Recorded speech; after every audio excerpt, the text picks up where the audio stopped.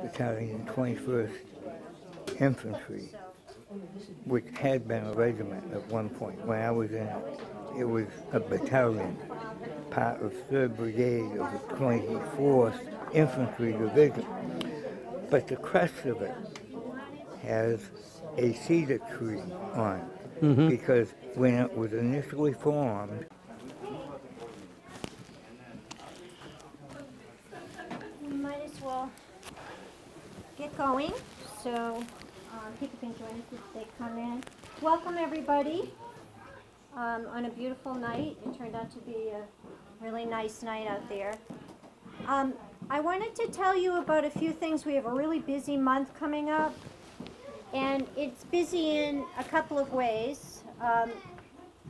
We're doing some fundraising, and as these things go, sometimes they all come at you at once, and we're just going to roll with it. So we have our annual book sale starting the 14th, and that is going to run for 2 weeks. So that'll go the 14th through the 28th. I got an email on a message on Facebook today that said, "You guys always have the best book sales," and I have to agree. There's a lot of good stuff down there. So do stop by and see if there's any good finds you just have to have. The annual Farmers Market will be taking place Saturday, September 22nd. That's always a wonderful place to get wonderful vegetables that are donated to the library for our fundraiser. So if you are a gardener and you'd like to also donate, please feel free to bring the vegetables in on Friday, and we'll make sure we get out and we thank you ahead of time if that's your thing. If not, come buy some, because there's going to be good stuff there. That'll take place from 8:30 to 1:30 on Saturday, again the 22nd. Then we have a really fun event, and it involves pizza. So Flatbread Company in Portsmouth offers community nights that benefit different nonprofits, and they have chosen us for September 25th. So from 4 to, we think about closing, I'm not really sure. I don't go out after 9 o'clock, so I'm not worried, but if you buy, for every pizza you buy, they will donate $3.50 to us for a large, $1.75 for a small, and this includes takeout. So if you don't feel like going out, you can always call, run over, and pick it up. So it's going to be fun. Anyone can go. There's no vouchers, so you can just show up, have a wonderful night, and we benefit from your efforts of eating pizza. Aside from that, next week we have an essential oil workshop with Colleen Fahey. It's on September 18th, Tuesday, at 6 p.m. She's going to talk, give a little introduction on using essential oils for not only personal use and medicinal use, but also cleaning and all kinds of fun things. So she's coming up. Another really important heads up is in October, October 13th, the Southern Rail Bluegrass Group will be performing at the Noble High School in their beautiful state-of-the-art auditorium. They will be doing this as a fundraiser for us, so if you like bluegrass music, you are guaranteed to have a great time. That is 7 p.m., October 13th, Hussey Theater at Noble High School. Keep it on your calendar, because I've seen them and they're really wonderful. I think you'll all enjoy that. So those are fun things coming up. But tonight you're here to talk and listen to some stories about the Civil War. Today, September 11th, we have to think back on a different war that has hit our personal lives. September 11th, 2001, we were attacked. I think that when you go back in your memory bank 17 years ago and you think about how we felt at the moment we saw those towers coming down, we can have a glimpse into the lives and thoughts of these people that lived through the Civil War, day in, day out, wondering, didn't matter what side of the war you're on, if you were from the North or the South, what we felt that day, it allows us to think into what they were going through. There were many people from the Berwick areas that fought in the Civil War. We have tonight with us, we have posted Jack Kelly as an amateur historian, but his research is not amateur. His research is professional research, and I can say that from experience because Jack Kelly's my dad. She has to. I can. I was dragged through graveyards and archives and historical societies. Other families went to amusement parks. We went to Gettysburg. And that's okay, because all of us are exactly like him. I wonder why.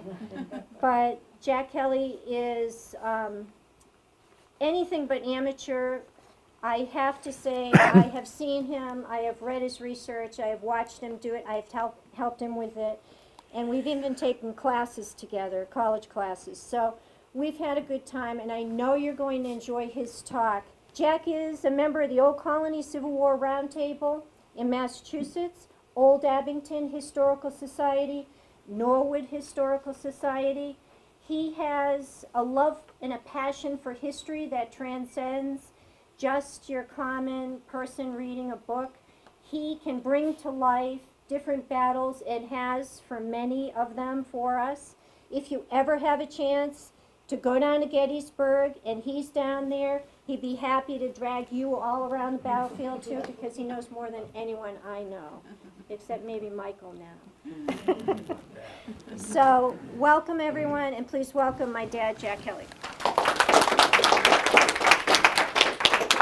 Thank you.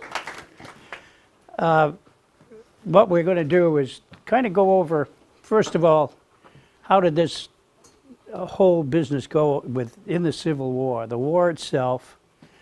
How did they raise the army? Why did these folks join up? How did they join up? And then what happened to any number of them? And we're going to look at it, some of the folks that enlisted from the Berwicks, and look at kind of the ones of more interest, and there are hundreds of them, by the way, that we could go into them, but you know, we'd be here until next week. But what I'll do, I'm taking maybe 6 or 8 of them, which are of interest locally, I think. First of all, it will be for Berwick, North Berwick, South Berwick, and pretty much in the review that I put together, each town or town section, are they separate towns? Yep. Yeah, each town is on a separate spreadsheet with all of the people who had enlisted from that town. So you can see that the review is here. Each of the historical societies has a copy. What happened was Sharon came to me and said, I have this list of the soldiers that were in the Civil War from, is it from Berwick? Yes, Don Young brought those Okay. to me. And this is where I started from. Of course, I was not at all familiar with hey, I'm an outlander. You guys know what's going on in the town. So a lot of these names probably are familiar to you, and they were not to me. But what we did was we set up the program to go through each of these people as much as we could. Now the war itself, slide please. The war itself, and this is clicks, of course it opened with Fort Sumter. At that point, President Lincoln called for 75,000 volunteers for 3 months. Now people say, oh, well, why didn't he call for more? The law at the time didn't allow him to. They were required to have no more than 75,000 volunteers and no more than 3 months service. Well, what happened was, of course, in 1862, as this war kept going and going, we get into things like the Peninsula Campaign, Antietam, the largest loss of American lives, including 9/11, in one day. Fredericksburg, 10,000 casualties, Union casualties primarily. A slaughterhouse. Shiloh, 25,000 casualties on both sides. What's happening is the people are starting to say, wow, this is not what we figured. We figured it was going to be quick and over with lots of glory. Well, it wasn't. And then in '63, Chancellorsville, Gettysburg, 50,000 casualties. Chickamauga, about the same, about 35,000 casualties. Chattanooga, it just was one thing after another, after another. Tremendous losses, both from battlefield and disease. Disease was probably twice as bad as the battles. In '64, the Overland came in. This is Grant's campaign. In the first month, 67,000 casualties, Union alone. And then it went on to Cold Harbor, where he lost 8,000 men in 20 minutes. Petersburg, which was a siege that started in '64, ended in '65, and it was a constant wearing down of troops on both sides.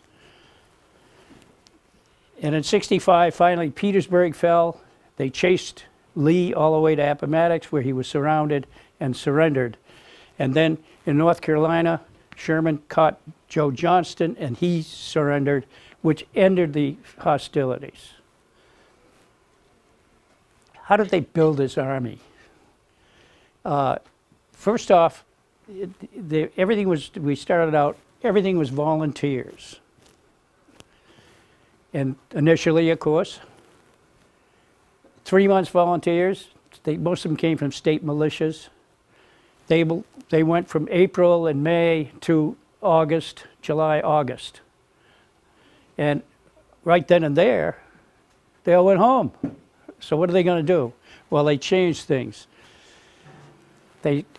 From these fellows, they said, hey, if you sign up with a new regiment, you sign up for 2 years, we'll put you in a regiment with all your old buddies, which was pretty much true. And this was in August of '61. These came primarily from the volunteers that were originally called up.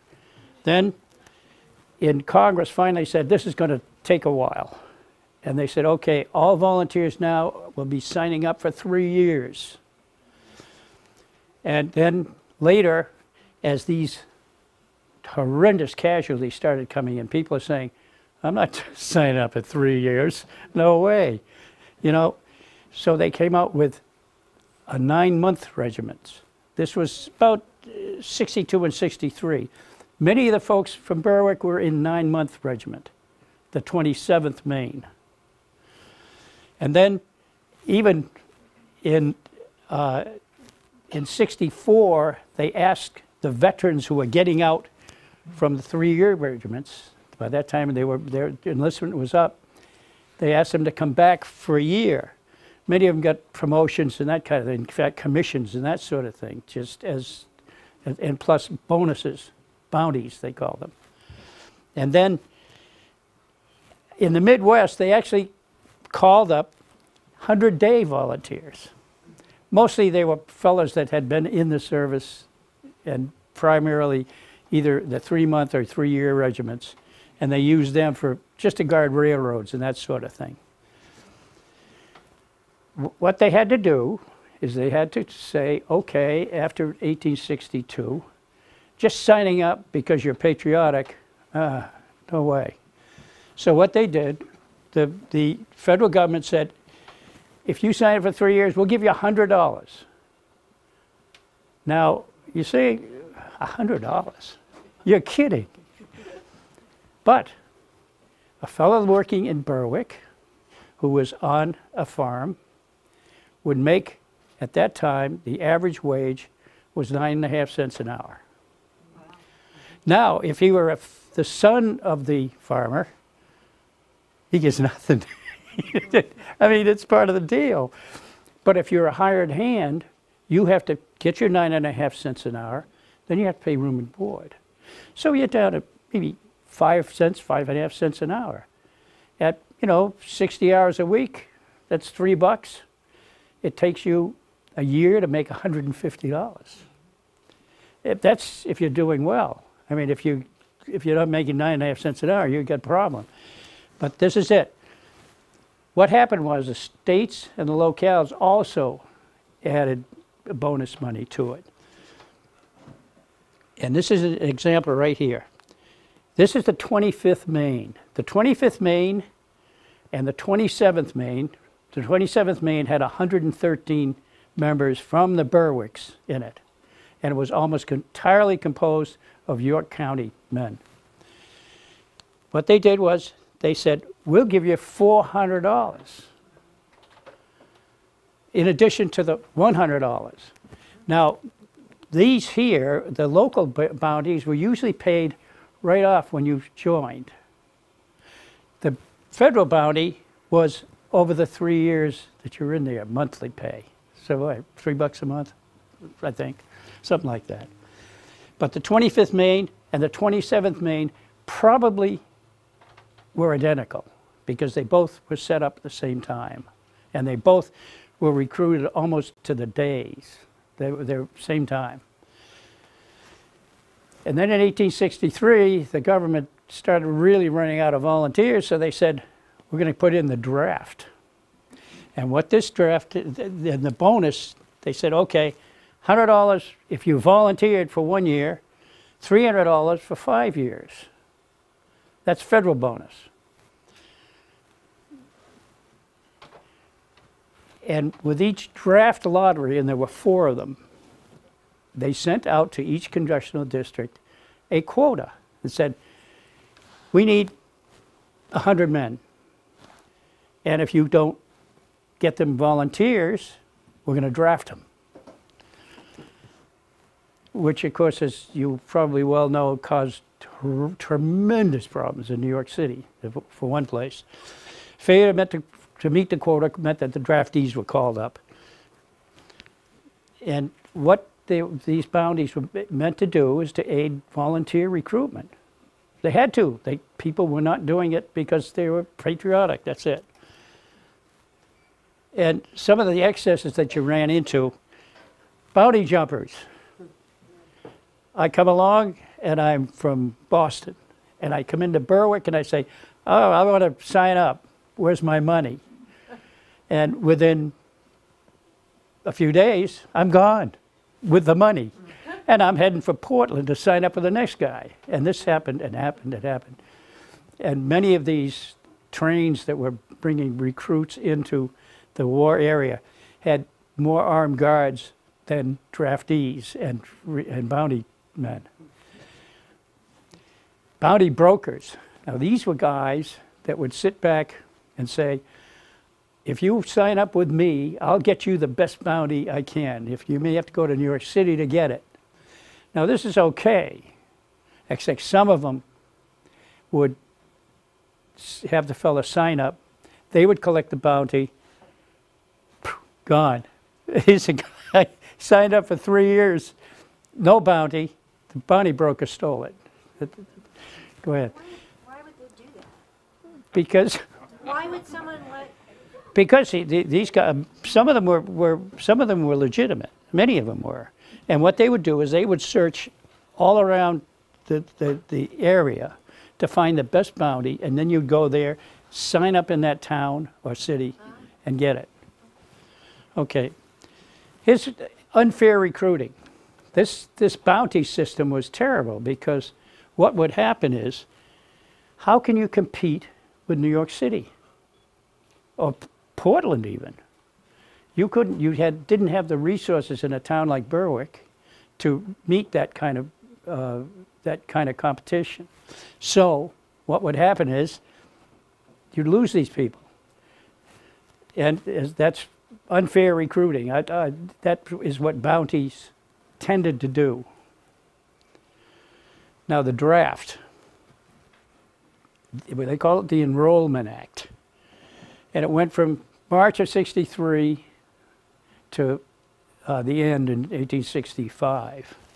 And what it did was it registered all male citizens and immigrants who had applied for citizenship under the age of 45, above the age of 20.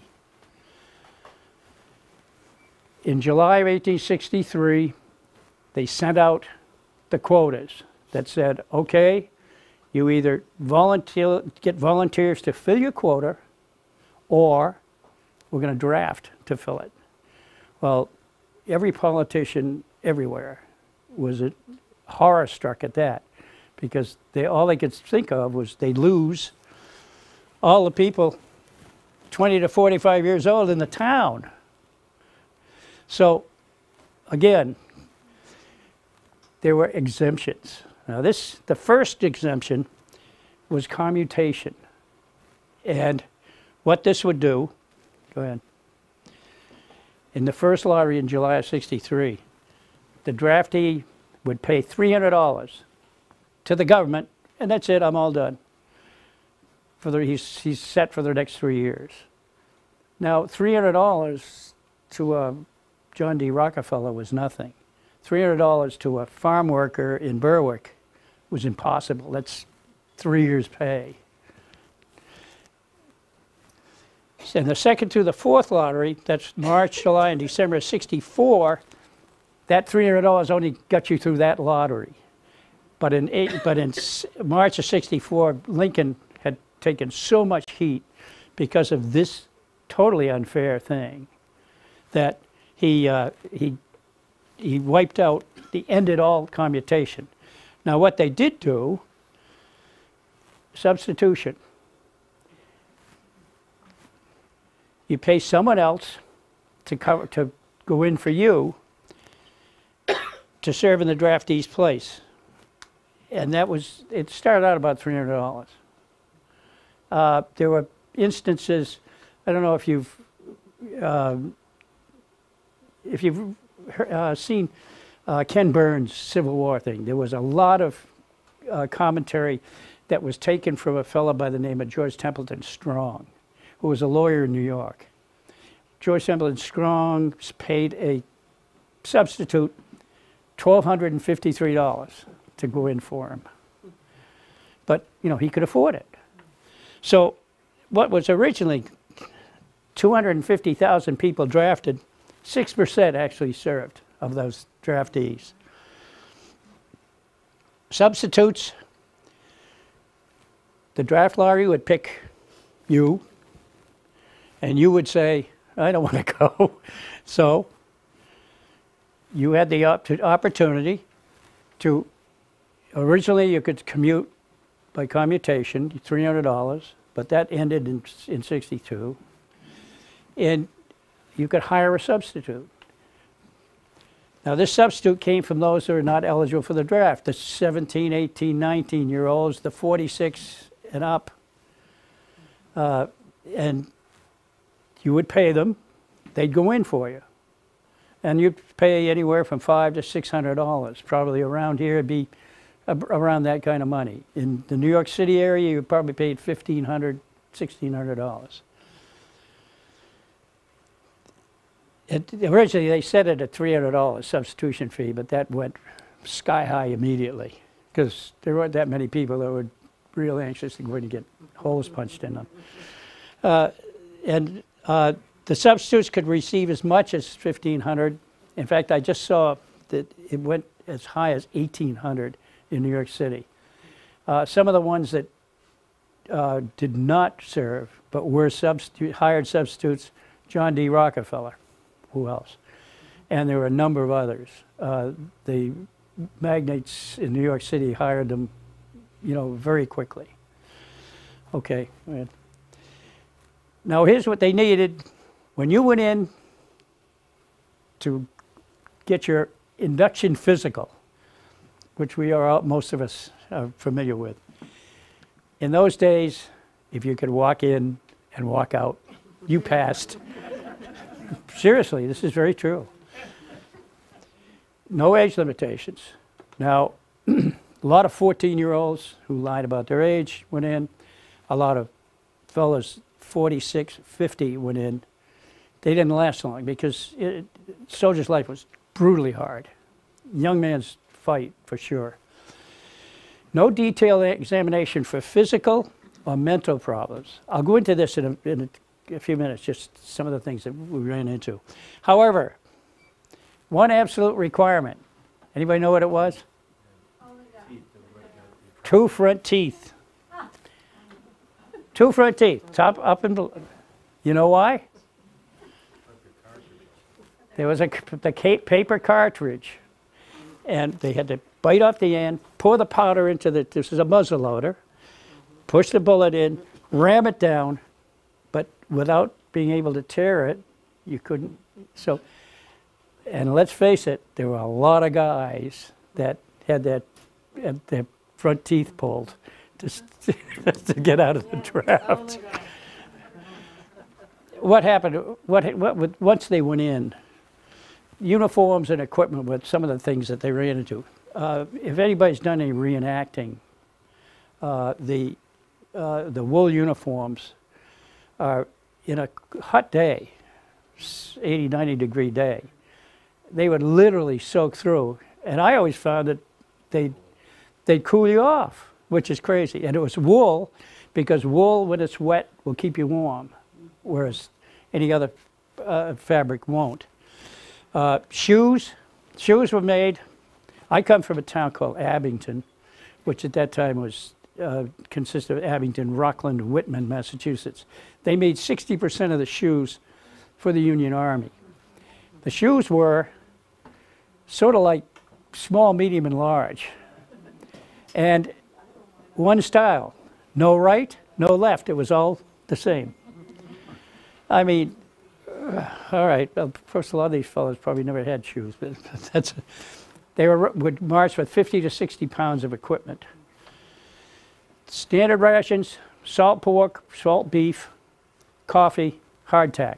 Hardtack was the shingles that they used to, literally you had to soak them to eat them. Exertion, 20+ mile marches in heat, mud, dust. In one of the, I think it was the 16th Maine, in marching to Gettysburg, covered 130 something miles in 5 days. This is walking, guys. no transport. Exposure. I mean, you were out there, and in many cases, you didn't have tents, you didn't have adequate clothing. The tents came along usually in a wagon behind who knows how many brigades.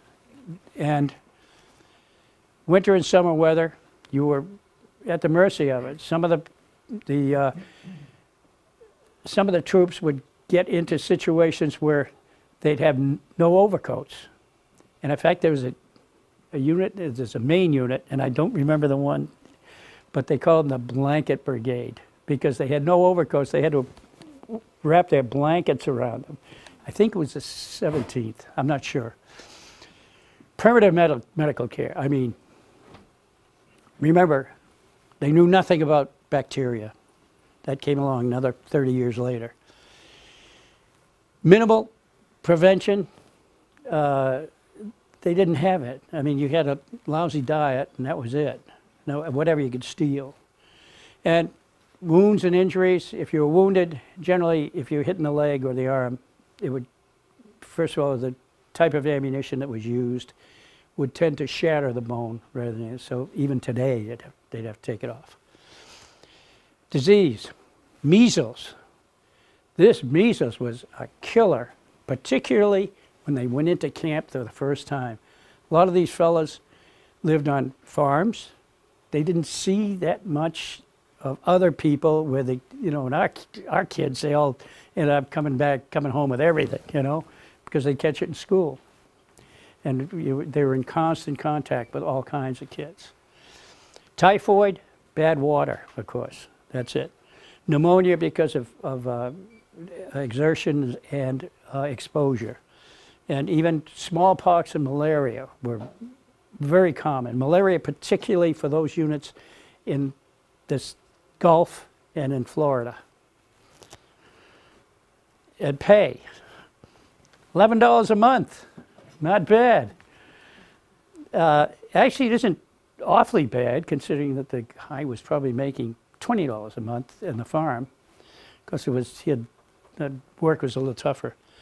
After 1864, they were raised to $13.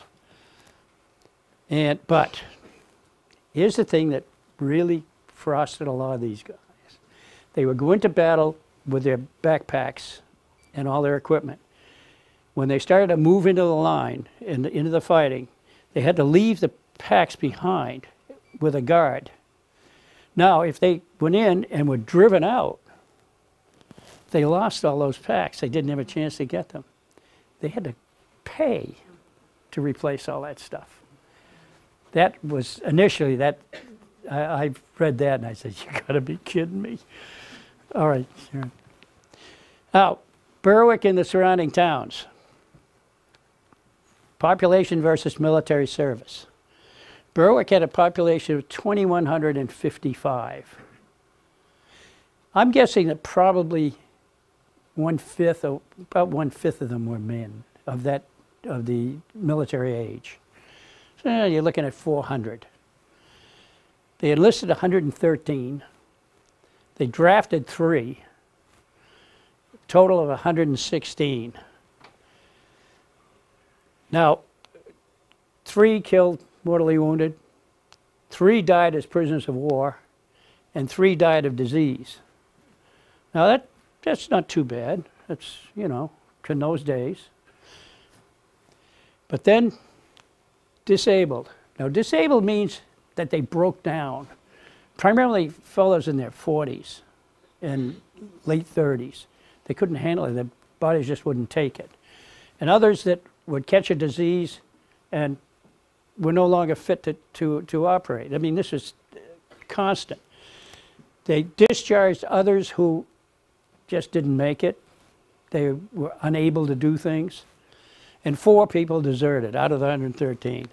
And so it ended up that they mustered out 61 out of the 116, roughly 50%. North Berwick, same thing. If we look at that, we're looking at 89 out of 300. That's pretty substantial. Of that group, go ahead. 1 prisoner of war, 7 died of disease. No battlefield kills. Disabled, 9. 17 discharged for whatever reason, and 6 deserted. They had I'll show you some of them. Mustered out 44, again about 50%.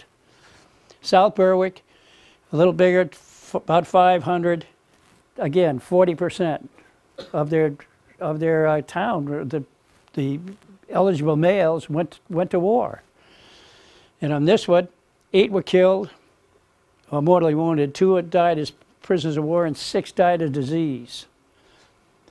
And again, disabilities and discharges, and a little bit of desertion, not too much, not considering out of 200. And they mustered out 111, roughly 40–50%. Now, some of the units that these fellows went into from Berwicks, the 1st Maine Cavalry, 1st, 2nd Maine Cavalry, and most of the infantry units, some of the special units like the Maine Sharpshooters, which were at Gettysburg, the Veteran Reserve Corps. Veteran Reserve Corps was based in Washington, and it was made up of fellows that had been wounded, were diseased or whatever, but were still pretty much ambulatory. So they'd hand them a rifle and say, "You're guarding the Capitol." And then there were a lot of those. There was one, the 1st District of Columbia Cavalry, which I'll go into. That's kind of a weird one. And there's one up here, the 38th Mass Infantry, which I'll also just touch on too, believe it or not. And a lot of fellows went across to Somersworth and enlisted there. Okay, individual soldiers. Let's look at some of them. Captain David B Fullerton. He was a captain in the 27th Maine, 9-month regiment, and he served as captain of the Company D, which was mostly Berwick people. And he was mustered out in, go ahead, Sharon. He was mustered out in July of '63, and he immediately enlisted as a private in the 2nd Massachusetts Heavy Artillery. And what he was, artificer, easy for me to say. An artificer was a master mechanic, if you would. And he must have gotten some kind of a deal when he did that. Not everyone heard you. What was he? A master mechanic? A master mechanic, yeah. I'm sorry, I missed you. Okay. All right, and he served in the Carolinas and in the South throughout the war. He became a quartermaster sergeant. The quartermaster sergeant was in charge of doling out the supplies. Pretty important job. From March 1865 to September 1865, and he was mustered out in September 1865 from the 2nd Mass Heavy Artillery. Private Elbridge, now you're going to have to help me on this one. Colony. In all of the records, it's colony. And but is there a family by the colony around here? Do you know? No. There was in Newfield, Maine. Really? And I think they came from Somersworth. It probably was. Was it with an M? Yes. It was with an M. Okay. All right. So that is correct then. All right. He was 33 years old. He enlisted in G Company, the 17th Maine. Good outfit. And he was wounded at Gettysburg. They fought just below Devil's Den and stopped the Confederate attack as they came through the slaughter pit. He was then made a prisoner of war in Petersburg in June, and he died of disease at Andersonville in just another 2 months. Andersonville, as you know, was a horror show. Some other folks. Lord Lemos. Lemos? Is that correct? Anyway, 27 years old, he enlisted in Company G of the 17th Maine as a private. He then became a corporal in '63, a sergeant in '63, a second lieutenant in '64, and of course he had to transfer to a different company because he couldn't stay with the same people he'd been with. He became a first lieutenant in 1864.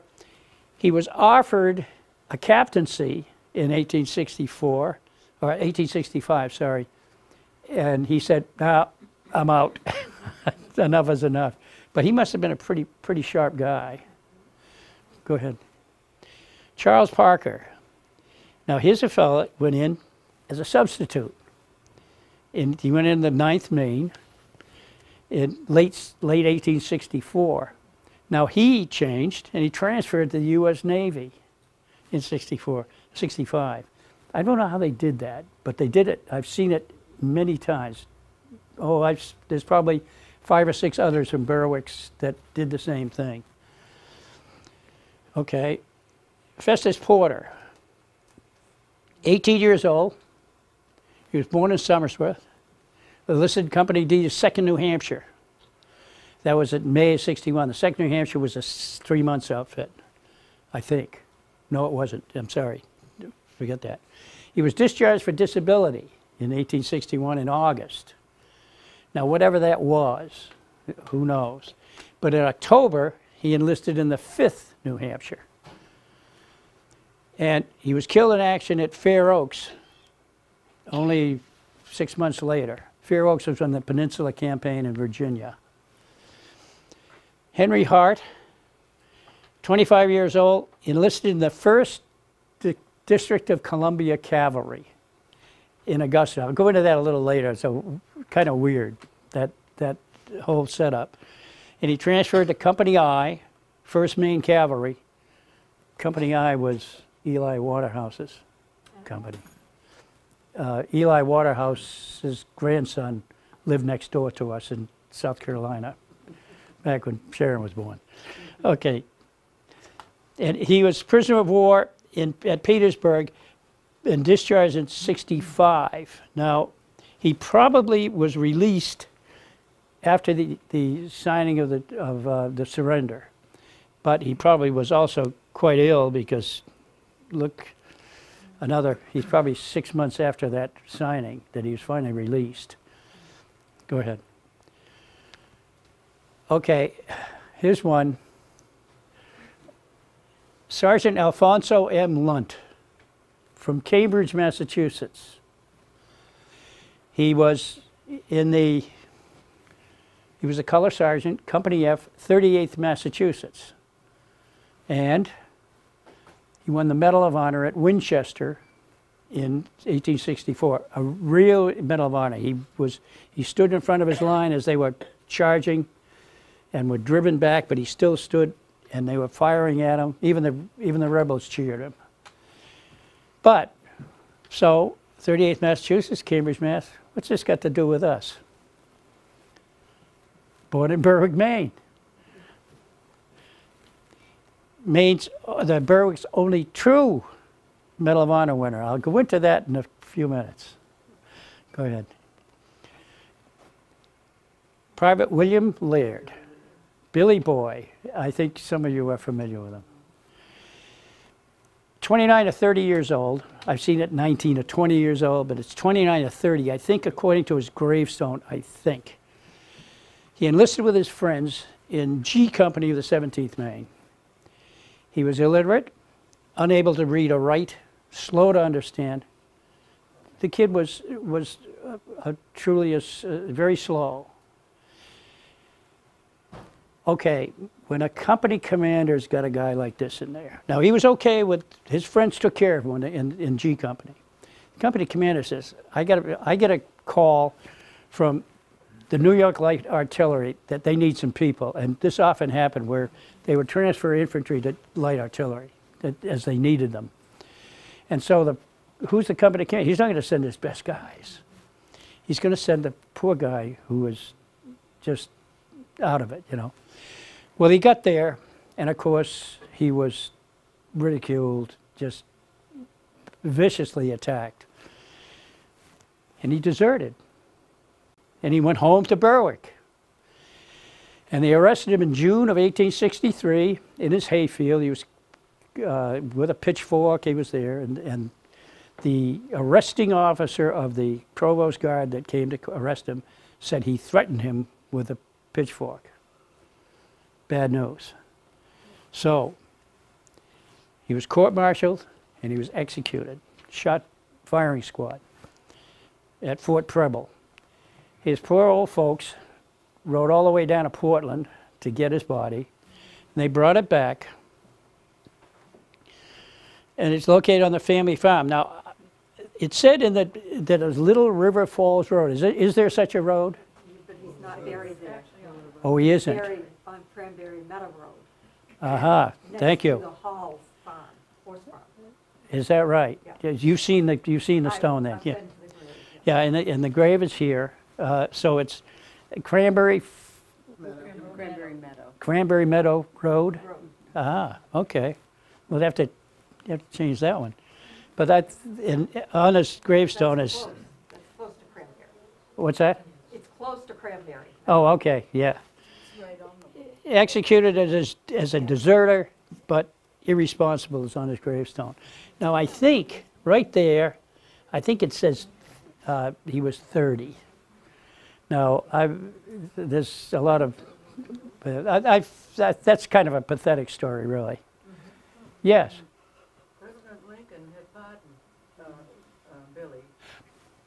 That's And the telegraph didn't get through.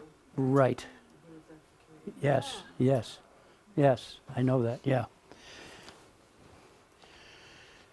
Okay, let's take a look at some of these guys. John Bowen, 41 years old. Elijah Boston, 38 years old. Elijah Boston, 19 years old. No junior now. They enlisted in the 27th Maine in North Berwick, and then deserted. Bounty jumpers. They deserted 19 days later, or 18 days later. Oh, I'm sorry. No, that's 62. That should be 62. That's an error. No, it was 18 days later. They deserted. And then we have Henry Atkins, 21 years old. He enlisted in the 32nd Maine on the 3rd of March of '64, South Berwick. And he deserted 7 days later. He didn't even get a chance to do anything. It was in Augusta where they sent him. And of course, he skipped with his bounty. That's what the bounty jumpers did. Go ahead. Unit histories. Some of them are, there's a lot of unit history that I gave to Sharon, all of them that had Berwick enlistees in it. Go ahead. The 27th Maine, they call it the Medal of Honor Regiment, and the 1st District Columbia Cavalry. Go ahead. 27th Maine, most of the enlistees from York County, 133 men from the Berwicks in companies B and D. They mustered in September for 9 months. They were a 9-month unit. Arrived in Washington on October 22nd. They did picket duty around Arlington Heights, you know, easy stuff for new enlistees. Then they moved them out. During the winter, they guarded the railroads and the line from Mount Vernon all the way to the Orange and Alexandria Railroad, which is about a 7 mile, I think it's about 7 miles. Middle of winter. They didn't like that at all. Finally, they sent them out in June, in March to June, out in Chantilly, Virginia, which was further out into Virginia. And they returned to Arlington Heights on June 25th. Their enlistment had expired.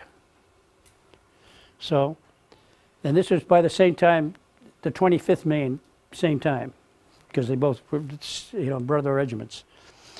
19 men died of disease, 1 man killed by accident. They didn't see any combat, so, you know, this is the kind of thing that you run into. All right. So, at this time, Lee was moving north, heading toward Gettysburg. And so the War Department asked the 25th Maine and the 27th Maine to delay their departure to defend Washington, because they didn't know which way Lee was coming. 25th Maine refused. They went home. Can you imagine doing that today? All right. The 27th, 315 men of the 27th agreed to stay, and the other 500 plus went home. Well, you know, it's okay. The remainder of the 27th finally left Washington on July 4th after Lee had been defeated at Gettysburg, and they came home and reunited with the rest of the regiment, and they mustered out on July 17th, their term of service over. But doesn't end there. The War Department awarded all those that stayed with the Medal of Honor. Now, nowadays, of course, the Medal of Honor is like this, but the Medal of Honor really was the only medal they had in those days, the Congressional Medal of Honor. So, anyways, they said, okay, all of you that stayed, you get the Medal of Honor. 315 stayed. Unfortunately, Colonel Wentworth didn't take their names. So of the 315 men who stayed, 864 claimed the medal. Well, I mean, this was a disaster. So the War Department relented and said all 864 medals to Colonel Wentworth. They said, here, you take care of it. We're done with it. In 1917, they purged them from the Medal of Honor list because it was not really, it wasn't consistent with what the Medal of Honor really stands for. And this is a copy of it. And a young fellow that was here earlier has had a copy. It had his grandfather, great-grandfather's Medal of Honor here in town. But this is what the Medal of Honor looked like for the 27th Maine. And it was for George Emmons of Lyman, Maine. He served in Company I. And this happens to be the Medal of Honor. It's Medal of Honor Museum in Charleston, South Carolina.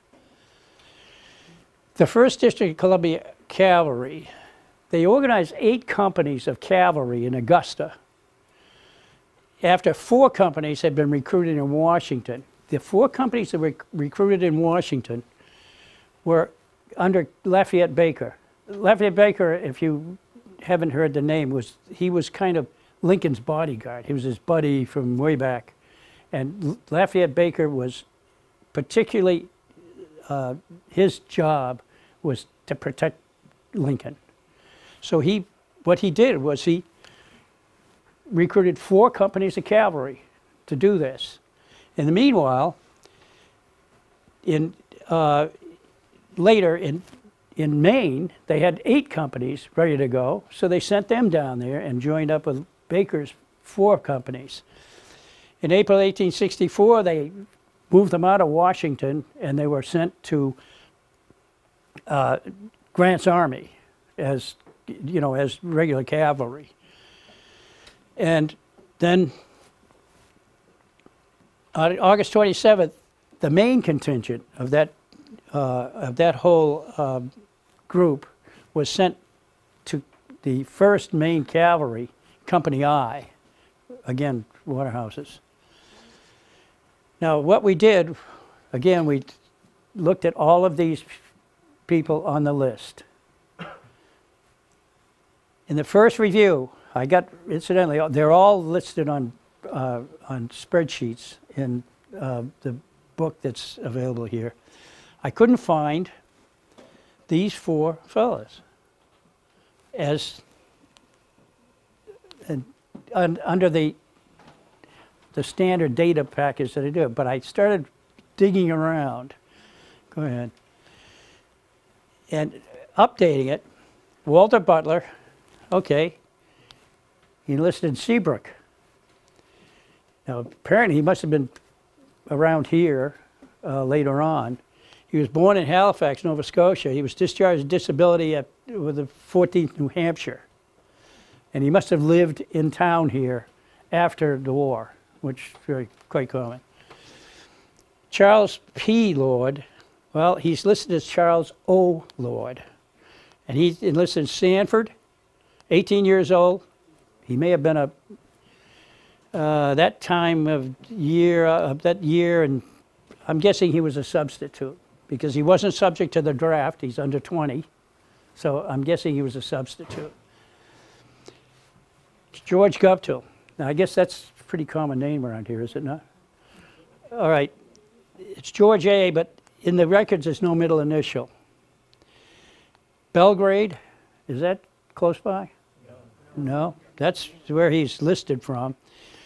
23 years old, 29th Maine. He was wounded at Cedar Creek. Was it, no, Cedar Mountain you were talking about, yeah. He was shot in the face. He lost his left eye, and he was discharged due to wounds. Frank Prashley is how it was spelled on the list that we saw.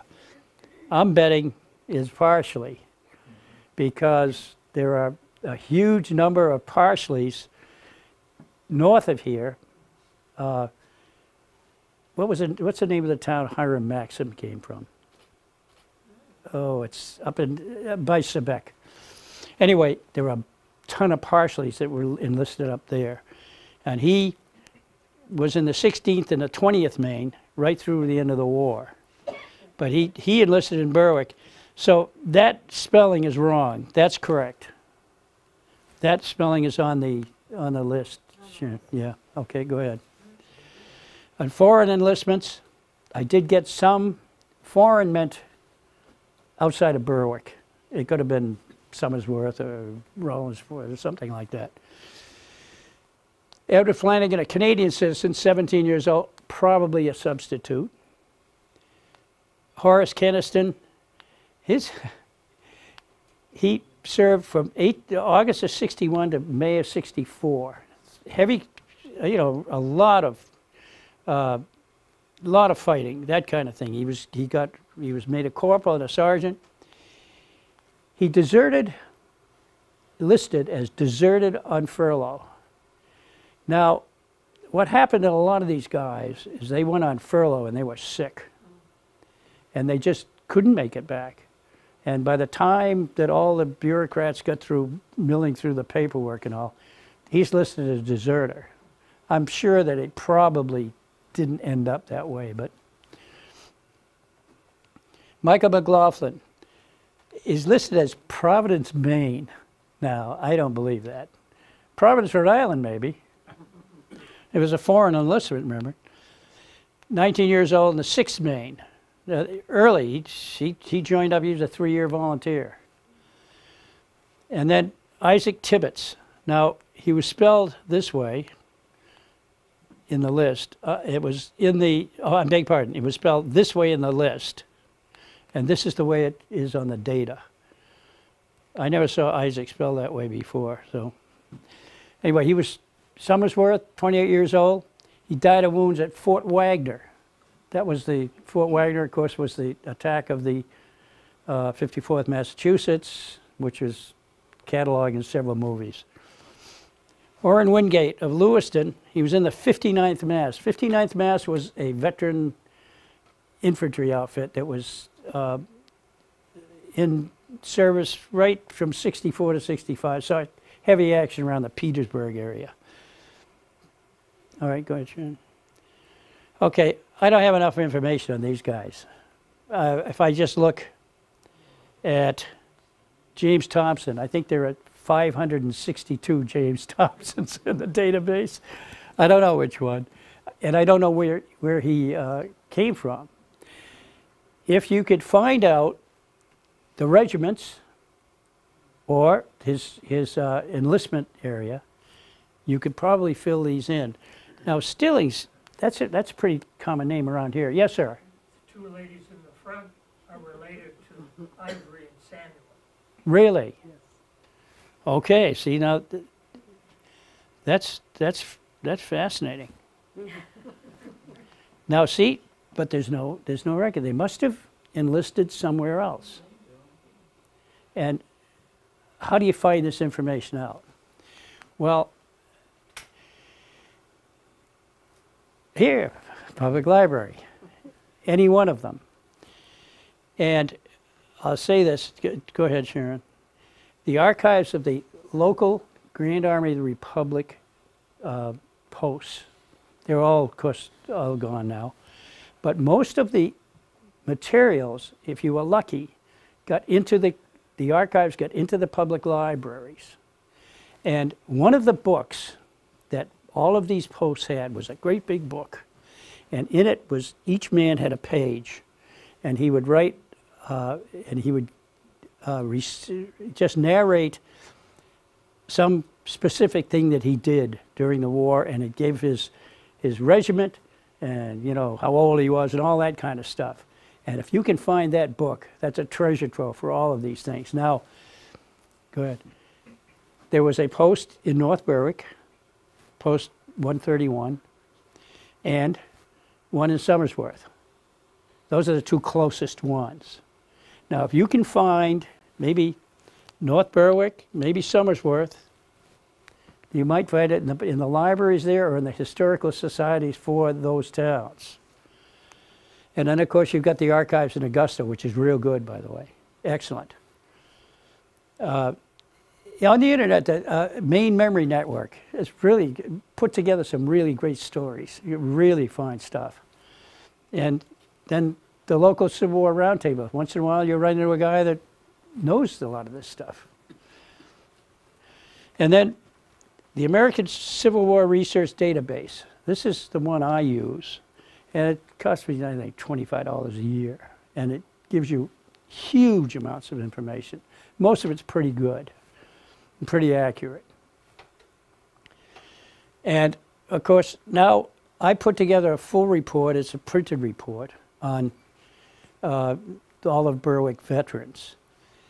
Over in the table, I have some spreadsheets that the local historical societies can take one of each, because they're updates and corrections. I have a granddaughter who picked up the entire book and opened it up, and in 5 seconds found an error. Boy. Oh. This is our life. Okay, and the historical societies also have a copy of this report. Today, if we can, I'd get the updates to the historical societies if we can. I think I have 3 copies or 4 copies of them. I'll make sure they. Okay, yep. That's it. That's it. Any questions?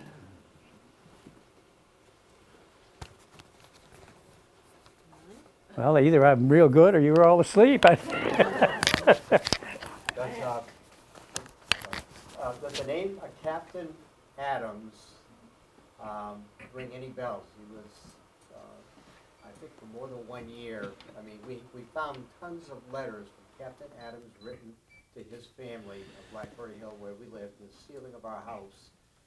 And we eventually gave them to the University of New Hampshire. They have a special collections on the Adams family. Do you know what regiment he was with? No. Do you know where he was enlisted? I think we're going to look into it. Oh, yeah, yeah. No, I don't. But it was very poignant to read the letters back and forth. Oh, yeah, yeah. Yeah, that's very valuable stuff. Yes, ma'am. My grandfather was in the 14th Regiment. 14th Maine? Yeah. Uh-huh. And he enlisted twice, Company C and Company K. And I've got some of his letters here Really? that he wrote. Wow, that's And great. these are just copies. The letters are in the State of Maine Historical Society. Okay. Yeah. Yeah, see, that's the kind of information that's really great. Interesting, really. Yeah. I mean, these letters are in his handwriting, and then she transcribed them so that Oh, that's great. that people can read them. Yeah. And like you said, I mean, the marching, you know, how many miles are in here, and they marched through the swamps, and one time they had just gotten all their new supplies, and of course all the clothing and stuff was so heavy, they couldn't carry it. No, they throw it They away. just had to leave it on the side of the road. Yeah, yeah. First thing to go would be the overcoat. In July, well, yeah, I don't need this. You know, after 27 miles, I think I can get rid of this thing. So this is kind of interesting, really. Yeah, oh, that's fascinating stuff. Does the Historical Society have a copy of?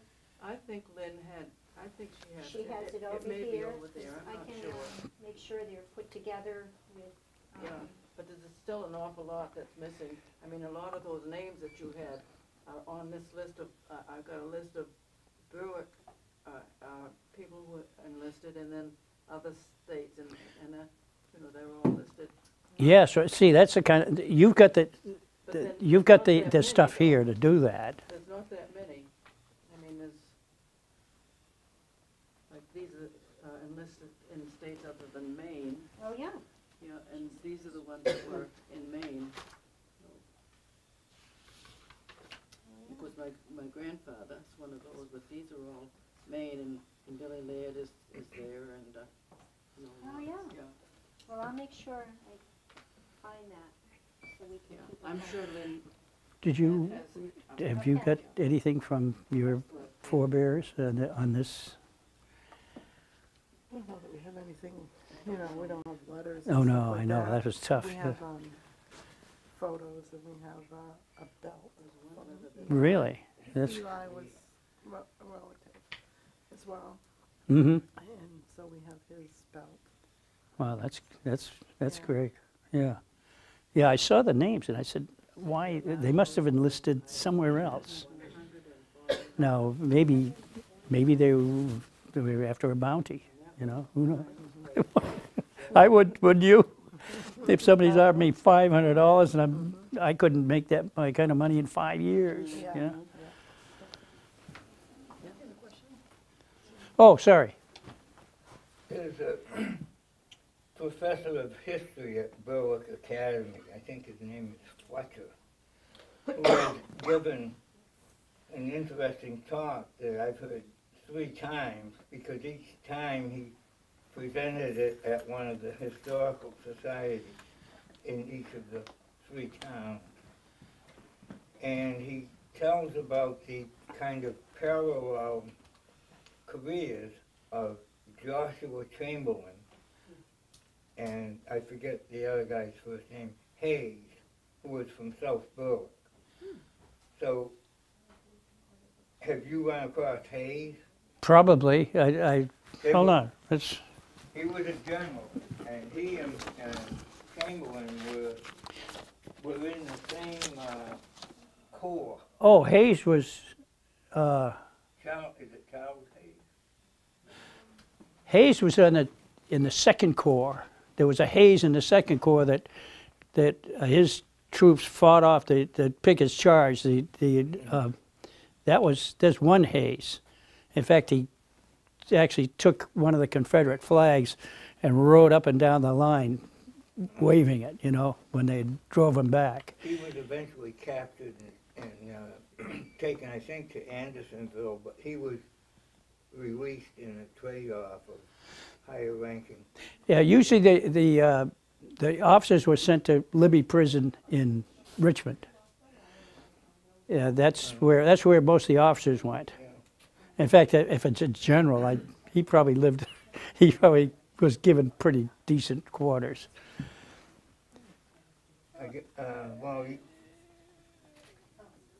I don't know if Mr. Fletcher has ever published that story, but it's quite an interesting story in the way it contrasts the two people. And you say Hayes was from Berwick? South Berwick? Yep. Really? In fact, the house where he grew up is now part of the property of Berwick Academy. Oh, right on okay. Academy Street. Yeah, it's interesting, yeah. If you go to. Yes, sir. You go to Colby College up in Brunswick, Yep, you can see Chamberlain's Medal of Honor. yeah. And it is like today they have a ribbon, but it's just the medal as you Right, show yeah, it that's there. the standard, And you yeah. can see that, it's in the library on display. Of course, his house is up there too, in Yes. Brunswick, yeah. Oh, yes, yeah. We've been there, I've been there, yeah. As a young person, I knew a lady who's the Danforth. He was in Andersonville. Really? Yeah,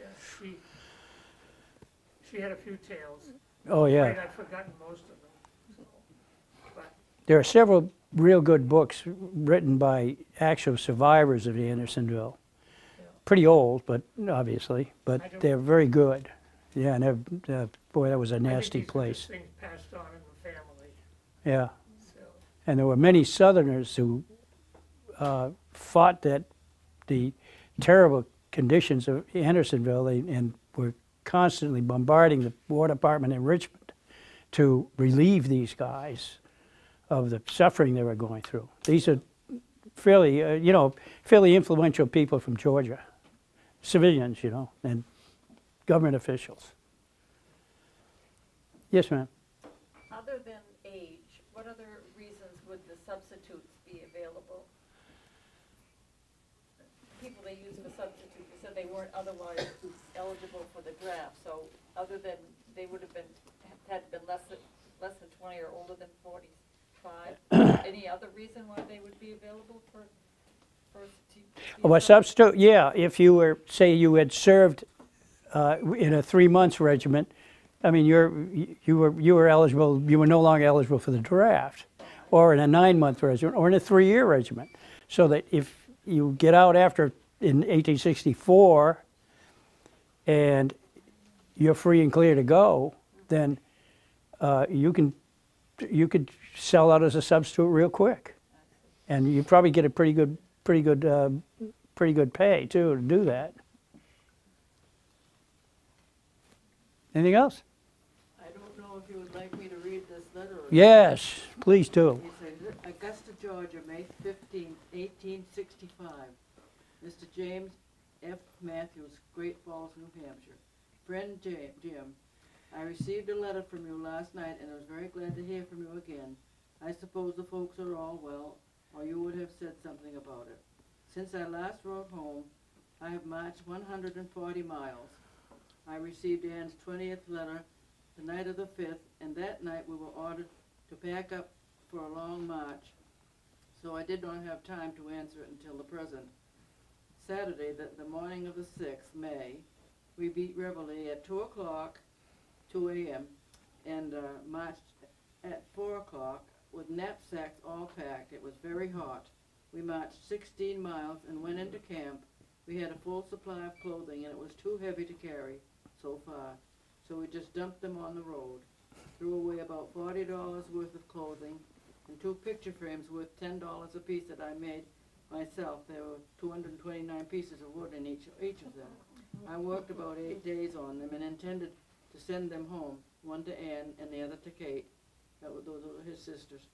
But I could not get the postage, so I lost them. We marched 16 miles a day, beat reveille at 2 every morning, and marched 9 days. The 9th day, we marched into the city of Augusta, Georgia. The people were very glad to see us, see the Yankees march in, for they were nearly starved to death. One lady cried for joy. One of our boys found his sister there. Few days since, the Yanks brought in a noted guerrilla chief.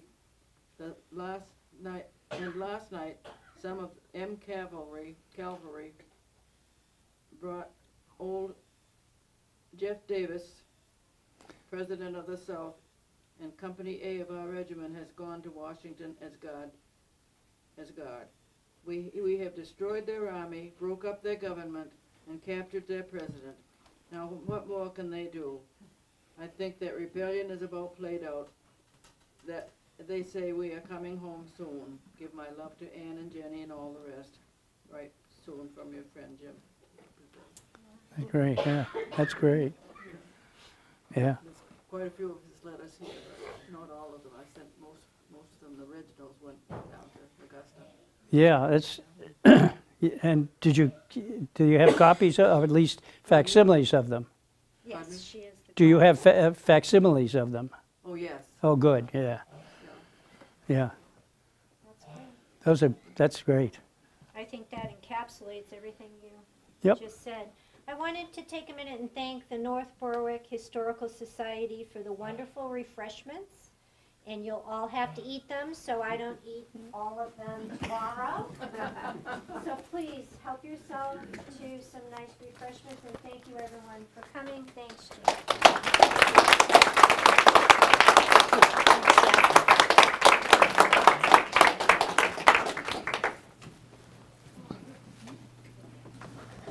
I'll make